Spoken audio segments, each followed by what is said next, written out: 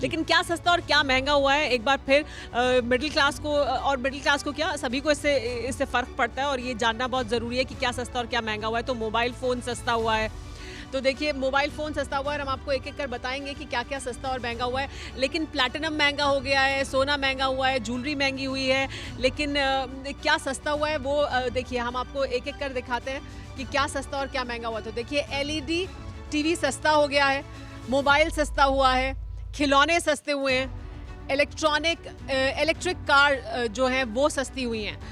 इसके अलावा महंगा क्या हुआ है आइए वो भी देख देते हैं।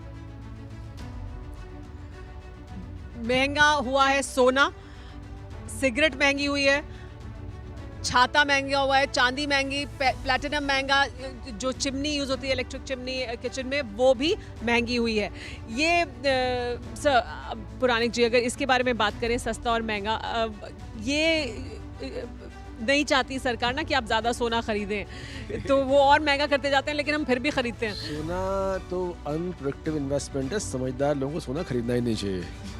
तो ये तो बात हुई है कॉमन सेंस तो की, लेकिन ये तो बात कॉमन सेंस की। लेकिन भारतवर्ष में सोने को लेकर क्रेज है और आप चाहे जितना महंगा कर लें वो उसको खरीदेंगे ही। लेकिन मैं जो बात सस्ते में ही कह रहा था, एक जमाने में क्रेज हुआ करता था बजट एनालिसिस में, क्या सस्ता क्या महंगा, साबुन सस्ता, एयर कंडीशनर सस्ता, वो क्रेज खत्म हो गया, सारा काम GST काउंसिल के पास चला गया।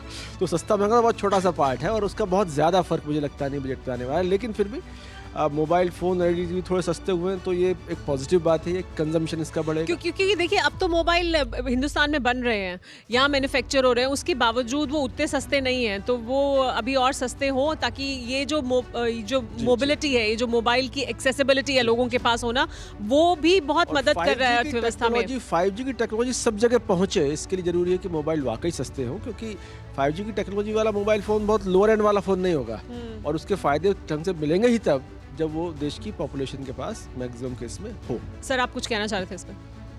नहीं, इसमें तो वैसे अच्छा इस पर नहीं कहना चाह रहे थे, ठीक है। तो ये जो सस्ता और महंगा हुआ है वो तो हमने आपको बता दिया, लेकिन ये जैसे जैसे समय बदल रहा है, क्या क्या जो बजट में बहुत पहले हाइलाइट्स हुआ करते थे वो अब बदलते जा रहे हैं, वो बदल गए हैं। जैसे टैक्स स्लैब को लेकर बहुत चर्चा होती थी, अभी तक अब तो 8 साल के बाद ये बदलाव हुआ है, लेकिन ये बदलाव एक बड़े बदलाव की तरफ इशारा करता है जिधर सरकार लेकर जाना चाहती है। लेकिन इसके अलावा हम कृषि उद्योग की बात करते हैं, किसानों की बात करते हैं, क्योंकि वो एक बड़ी बैकबोन है देश की और उनके लिए भी सरकार ने खास प्रावधान इस बजट में किए हैं और उस सेक्टर को कैसे उससे बूस्ट मिलेगा उसकी कोशिश की गई है। सर इस पर आप बात करना चाहेंगे? सर आपसे ही जानूंगी मैं कि किसानों के लिए और कृषि सेक्टर को जो बूस्ट देने की कोशिश है सरकार की तरफ से, वो कितनी इस बजट में आपको लगता है कि जो प्रावधान किए गए उससे होगा? देखिए हमें समझना ये पड़ेगा कि पूरी खेती किसानी के चेन में कमा कौन रहा है। आलू 2 रुपये किलो मिल रहा है, 400 किलो चिप्स मिल रहा है, 4 रुपये किलो टमाटर मिल रहा है और 200 रुपये किलो टमाटो सॉस मिल रहा है। टमाटो सॉस और आटा बनाने वाली कंपनियां, सॉस बनाने वाली कंपनियां बहुत मज़े में हैं, प्रॉफिट्स बूम कर रहे हैं। कच्चा माल बनाने वाले प्रॉब्लम में है। अभी चैलेंज ये है, और जो चैलेंज एक हद तक एड्रेस दिखाई पड़ता है मुझे इसमें, कि कुछ कृषि क्षेत्र में नई सोच के युवा आएँ, स्टार्टअप बनाएं और जो खेत से लेके फैक्ट्री के बीच की जो वैल्यू चेन है उसमें किसान को बहुत कम उसके पल्ले पड़ रहा है। तो इस पूरे में किसान का शेयर लॉयन का कैसे हो, ये अगर होगा तो देखिए MSP कर लें, कुछ भी कर लें, वो एक तरह की बाहर का मैकेनिज्म है, उसकी लिमिट्स हैं।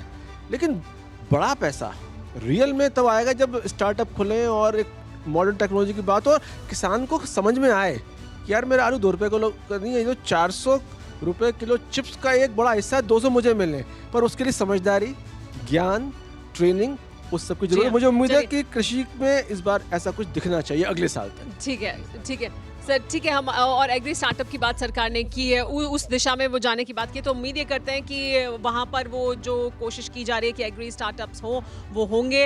अलग अलग सेक्टर्स के लिए जो प्रावधान किए गए उससे फ़ायदा मिले, तो ये स्मार्ट बजट वाकई इकॉनमी के लिए स्मार्ट साबित हो, उसकी अहमियत बहुत ज़्यादा है। जाहिर सी बात है, हर बार कहा यह जाता था चुनाव से पहले वाला बजट पॉपुलिस्ट ज़्यादा होता है, उस तरह की साफ तौर पर आपको पॉपुलिज्म इसमें नहीं दिखाई दे रहा है, लेकिन ज़रूर बहुत स्मार्टली बहुत कुछ इनकॉर्पोरेट करने की कोशिश ज़रूर की गई है। फिलहाल रुक रहे हैं, कुछ देख ले, आप बने रहिए TV9 भारतवर्ष के साथ।